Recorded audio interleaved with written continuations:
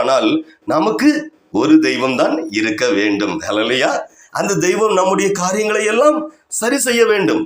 ஒரு தாய்க்கும் தகப்பனுக்கு தான் தெரியும் பிள்ளைக்கு எப்பொழுது பால் கொடுக்க வேண்டும், பலமான ஆகாரம் கொடுக்க வேண்டும், சத்தான ஆகாரம் கொடுக்க வேண்டும், எந்த வயதில் பள்ளிக்கூடத்தில் சேர்க்க வேண்டும், எந்த வயதில் வேலை சம்பந்தமான காரியத்தில் விட வேண்டும், எந்த வயதில் திருமணம் செய்து கொடுக்க வேண்டும், பிள்ளையின் தவறை எப்படி மாற்ற வேண்டும் என்று ஹல்லேலூயா அது தாய் தகப்பனு தெரியும்.